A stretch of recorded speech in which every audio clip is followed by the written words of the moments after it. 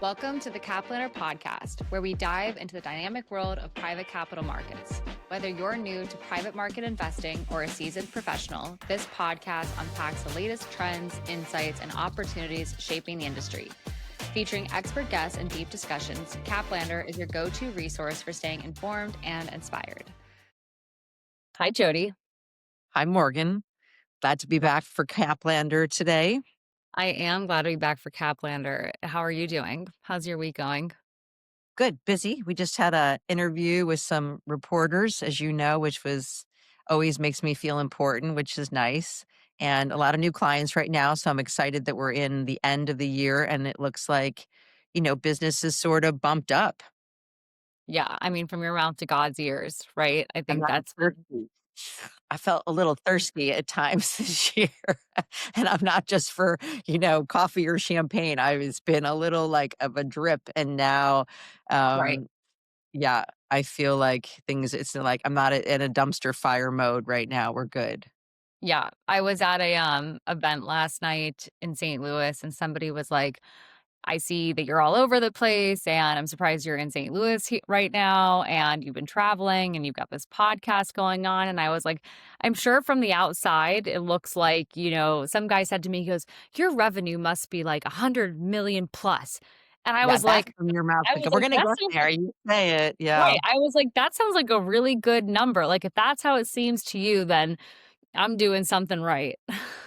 Yeah, that But was the call before this podcast was with the accountant for year end. So looking, listen, this is like Rihanna says, I got to keep my mind on my money and my money on my mind. And that's why 30 years later, we run a good business because we're really careful and we keep things at a pace that's sustainable.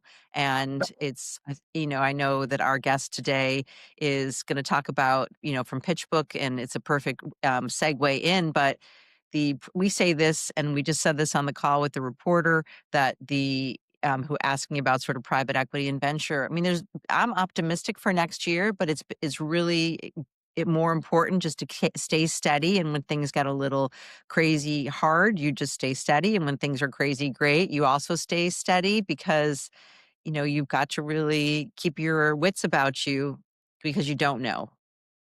I mean, I hate to say it, but what goes up must go down and what goes down must go back up. It's like the natural cycles of life. And I think it's when something is good, you enjoy it. And when you have a day when there is nothing wrong or nothing going on serious, that you are grateful for it because Give there's a yourself lot of, permission. right. You can't, there's a lot of things, and it's true for life. And then it's also true for business. There's so many things that are out of your control that the best thing that you can do is run a good business and hold true to your values and the brand, and you just stick Gotta to have it. faith. Yeah, Yeah. yeah. Which I think is a great introduction. Emily Zheng is joining us today from PitchBook. We've discussed before how Thielander and PitchBook have been partnered for more than 10 years, um, data partners, really. And we've been working with Emily for the last 3 years, initially just on webinars, but she's really become a leadership voice in what's going on with secondaries and IPOs and venture. Just an expert, so that's great. We're Yeah. really glad to have her here today. Hi, Emily. Thank you for joining us. Thanks so much for having me. We've only been on a Zoom or a webinar together before, so we haven't actually done, like, this nice conversation, because you really are sort of the resident expert. So fill us in a little bit, what is going on in the private capital markets right now? I mean, everyone's, I'm sure, very interested to hear your insights. I'm not the first person, I'm sure, who asked you this question. Yes, of course. It's definitely top of mind. And I would say, like, looking at 2025, there have been a lot of, like, really interesting big headlines, especially about IPOs. But when we're really looking deeper in the surface, it seems like 2025 has really been laying the groundwork for hopefully a more strong, like, 2026. So even like IPOs, like the count, for example, is still pretty much on par with the post pandemic years years. So it's not quite as big of an uptick as the news headlines would make it seem it. But I do believe that like if there's less like volatility happening in next year, especially now that President Trump has been in office for almost a year, there's probably more certainty going into 2026, and that will hopefully encourage more exit activity and overall venture activity. I wanna pull it back for a second for somebody who has 0 idea who you are and what you do and who PitchBook is. Can you, you know, tell us? Sorry about that. I like to jump the gun. I'm like, why wade your way through the steps into the shallow water when you can just run and jump into the deep end? So good for you, Morgan. Yeah, so for some context, I write research at PitchBook, and I specialize in U.S. venture capital. Our team writes core reports covering the like on a macro scale, like what's happening across venture in deal making, exits, fundraising, returns. And then I also publish like in-depth research reports on like specific topics. My specialties are venture secondaries and IPOs. And how did you have the knowledge base to even start this? I mean, I, of course, stalked you and know that you were at JP Morgan Private Bank before PitchBook. But private bank, I mean, we do a lot of work with JP Morgan Private Bank because we have the same client base, it's similar to the PitchBook relationship, but they obviously cover areas we do not, but even knowing high level what they do and what you're doing at PitchBook, it's very different. So how did you learn about venture and private markets to be able to be at the forefront of writing all this research that companies and service providers and investors rely on? I'm going to jump in for 1 second before you answer because I know, like Morgan got into it because she was raised with it, right? With every Cheerio was a discussion around private companies and investment firms, and I myself know personally how tricky it is, like to pivot into this. So you've obviously got some range of your mindset, but what was it that got you? In addition to Morgan's question, I want to lay on too. Like it's pretty amazing, Yeah, so actually it started before JP Morgan. I had an internship at a family office here in the Seattle area called Keeler Investments Group, and they had a VC arm, and that was like my first real exposure to like the venture world. It was very exciting because they were doing like seed and like Series A investments and evaluating like startup pitches and going to like angel events, and I would thought it was so exciting to be a part of that space, but getting into venture right out of undergrad is pretty hard to do. So I decided to go more like the wealth management side through that family office experience. And through the private bank, I did actually work with a lot of like startup founders that went through like big exits. And it right? was really like fulfilling to help them navigate that part of their life as they like work so hard on a business and trying to navigate like their next steps. Right. So definitely different than like what I do now, but venture has always been like a very top of mind for me, Hey, and it and has for always you. been. And that's like, I totally get it. So you Yeah. looked at it and instead of saying, well, I don't understand or it's not as structured, you looked at it and said, yeah, I'm running and jumping into the deep end of the pool. Yeah. Exactly, exactly. And It's interesting. Jody, when I was in high school, it had internships and things at private companies, and I did a lot of job shadowing.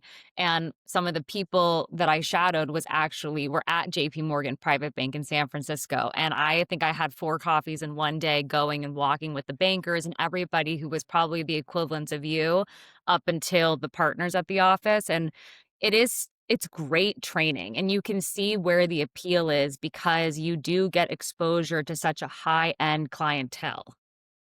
exactly. And I think a role like that, especially as like a first career, like out of school, I think is really valuable because it gives you like a really breadth of knowledge of the financial industry, and it provides like really helpful context in whatever you decide to do in the future. Not Yeah, everybody I feels that way because, um, sometimes you get into those internships. I mean, I remember having an internship. It was with one of the big consulting firms because it was when the dot-com bubble had burst and I hadn't quite segued into life science yet. And so I did a consulting project for one of the large, compensation firms. And I remember sitting in the office, like looking at the windows, like knocking on the window thinking, "This window does not open," because if it did, people like me would jump out of it because I felt so boxed in, like there wasn't a drop of innovation that appealed to me, so Right. No. I mean, it's you talk about it. I was reading this morning that it was a really bad time to be looking for a job to be a recent grad, and I think you and I are kind of close in age, where I kind of feel like we snuck under the wire in the sense of being able to step into the career world and being I'm 9 years into it, and I think you're kind of based on when you graduated college, either around me or a year below me, but I think it's a really challenging time, especially to kind of bring it back to what you were saying because of the lack of liquidity that there's been in the market. So, my second part of that is so you went from JP Morgan Private Bank and then you went to PitchBook. What's been your biggest learning curve?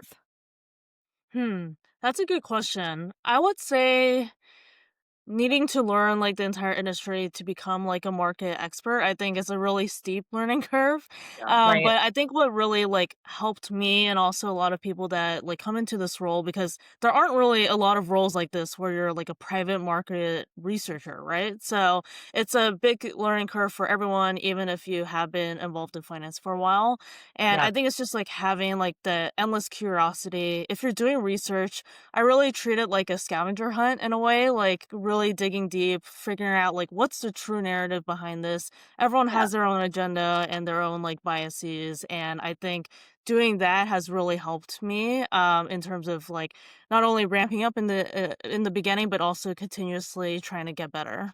Well, now you turned the corner because you trust the process and you know the scavenger hunt, you may be looking for specific things, but also sort of the joy is finding that, things that you weren't looking for and being respectful of the fact that you can connect dots that way too. Yeah. Yes, exactly.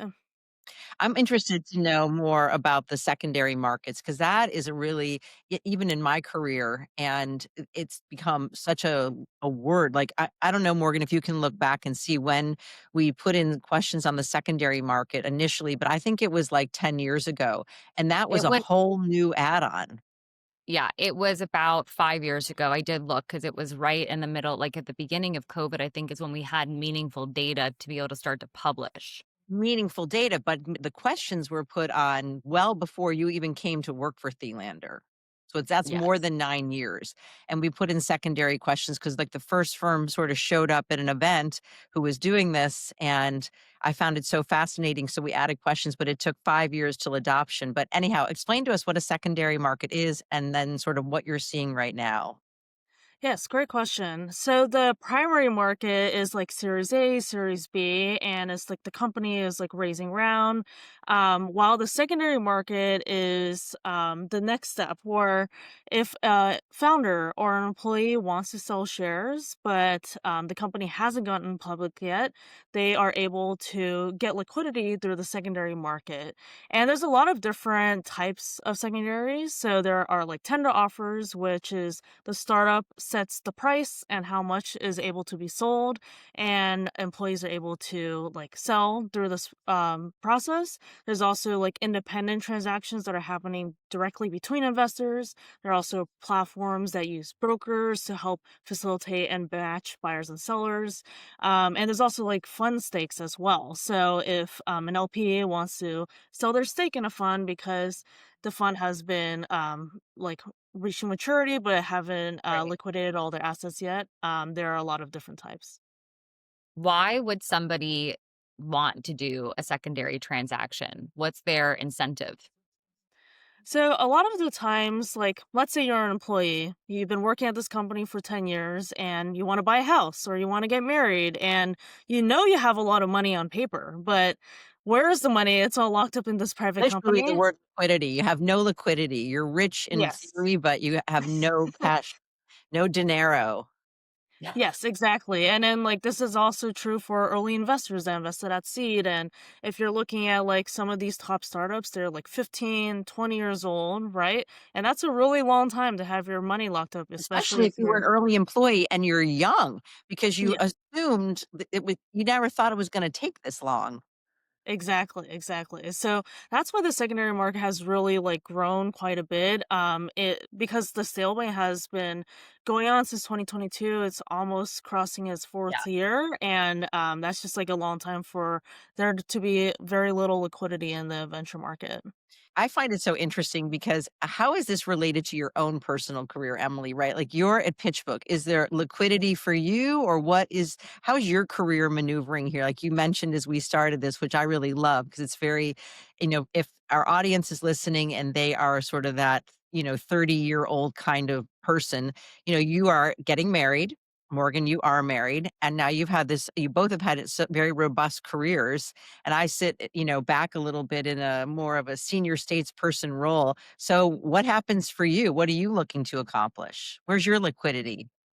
Yeah, no, so PitchBook is actually owned by Morningstar, which is a public company, but a lot of my friends like either work at startups or previously worked at startups, and they're talking to me like, "Hey, there's like a tender offer coming up," and I'm like, "Oh, I know that. I actually researched that pretty in depth." So it's definitely very top of mind, especially for young like software engineers that are like working at Yeah. startups and are like going through life milestones, and it's becoming more and more top of mind, especially as top companies like OpenAI do these liquidity events pretty regularly, and that Yeah. makes it hard for other startups to compete for that talent if they aren't doing the same. We have a division of JP Leonard Consulting called Complander, which is exactly for your friends who are those individuals at private companies. And it's really more to evaluate their current compensation or a job offer to see how the comp looks, especially for the equity piece, which is really what ties into the secondary markets because that's what could be a wealth creator. Yeah, But matters. right, but in getting those percentages correct is incredibly important because you really only have one opportunity, which is when you start to get it right. And it's true on the Mhm. company side from the top down. It's true for an individual going into a company because you really have the most amount of leverage to negotiate your compensation when you're going to start. Yeah, one Yeah. time. But I'm interested to know, have you been at PitchBook the whole time? Like, were you there when they were bought by Morningstar, and how did that change for you, what your role was or how the whole vibe was? Yeah, so PitchBook was acquired, I believe, in like 2016, 2017. And so my boss Kyle actually was there during the acquisition. And it seemed like, I mean, it makes sense because PitchBook at the time was around for a while, like pretty established company, but there wasn't necessarily any like clear exits. And I know Right. that was like tough for a lot of employees. Actually, one of my old coworkers at JP Morgan Private Bank was actually at PitchBook before that, and mentioned that that was like a big topic that was top of mind. Like, we really like this company, but there's no liquidity prospects. So the acquisition actually did make sense for the company at the time, and I think it was a relief for a lot of employees who were able to get some extra liquidity. This is really small world, but I interned for PitchBook in between my junior and senior year of college. And I'm not kidding you. So I worked as an intern on the research team, an editorial, and Kyle sat like 2 desks over from me, and I think it was like and it was I mean, that was more than 10 years ago now, so it's so funny because when I see especially on LinkedIn, and I love reading the research that you put there, but I see Kyle commenting all the time, and I'm like, "I know this person," like, and I so many of the people I'm always impressed for who were at PitchBook, especially in the research side when I was there, are still there really producing Hmm. the same high quality content they were 10, 15 years ago. Yes, So yes. my next question about this is you've obviously have been your data and your research has been in any top tier editorial resource that focuses on private markets like Axios, Fortune. I've seen you in Term Sheet. Was that just like the biggest holy shit moment for you to see your name That's in so great. these It certainly has articles? been for us. Yeah. Yeah, it's definitely like very like validating to see a lot of people in the industry and also from the media like pick up our research and distribute it more widely. Very, very grateful for those opportunities for sure. Just to even like not only like I spent a lot of time like doing the research and really like interviewing a lot of people and wanting to make sure we're getting our narrative correct and like to have it be amplified through other people is very very rewarding. So very I have grateful all for these that. buzzwords. I tried to use them. I was just in London at the Jefferies Yeah. conference, and I read because we were trying to it was on, the gap between when there's venture money and then there's no venture money. So what do companies do? So it was about alternative financing. So I was reading about like the PitchBook update that they had done with NVCA for the third quarter, talking about M&A transactions and so on. So I like all the words. The couple words I like, and I want to know if you use these: frothy, Yeah. headwind, right? Right. What else? Are the- it's a There's like the stalemate, right? is it? We use stalemate like pretty often, like liquidity drought. Yeah, there's a lot of Are like you writing these down? Liquidity drought, a good one. yeah, there's a lot of play on words that you can use. Yeah, I love all that. The PitchBook lingo according to Emily. Okay, I wanna shift a little bit because to be respectful of your time, but I'd love to know with the AI boom, sort of how that's impacting what you're reporting and seeing, because we hear a lot of versions of it, but your take is, I'm sure, very unique. Yeah, so AI is really top of mind for venture overall, and AI startups have captured over like 65% of deal value with only about a third of deal count. And that chart has really been like up and to the right when we're looking on an annual basis.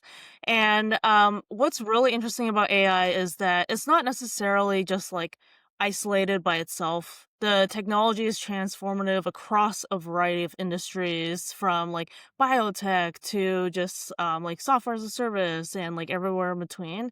And I think because of that, like there is so much like money and interest going into the space, but it also brings up questions like, wow, like these valuations are like doubling within like 1 year. Like I think Anthropic went up like over twice as much from like March to August, right? And that does bring up a big question like the ROI is like we'll see like how that plays out in the future, and that's like a big question that needs to be answered. But I think the costs really need to go down in order for the returns to make sense. Yeah. But there's no denying that AI is king in venture right now. Yeah, there's I was reading about OpenAI's deal with Oracle and how much OpenAI needs to increase their revenue to start paying their cloud bill to Oracle. And it's a big divide in terms of what they're making right now and then how much they're going to be owing. So for Mhm. somebody to ask you or who says there's an AI bubble, do you agree with that? Is what's your data and research showing? So I would say that I mean, the fact that there's so many companies like going to like AI, saying that they're AI, I would say like if I had to choose yes or no, like yes, but right. So I think like the I fundamental hope like you don't use that when you're getting married with your fiance, because that's the worst answer. Yes, but they always say it just needs to be like to say the but part. So this is why I struggle with my personal life, because I apply what I do at work with my, and it doesn't, it's not, it's all the wrong, it's all the opposite. So, okay, I love your yes, but yes, use it for work, not necessarily in the personal life. But I always need to like caveat by saying that like there will probably be like a few like clear winners. And there's like a lot being invested in the space. There's like a lot of data centers being built, right? Like and all of that's going to fuel our next like transformation in the technology wave. But I don't think every company that's AI right now is going to be a winner, right? sure, Like like that's the that's not how .com. it works.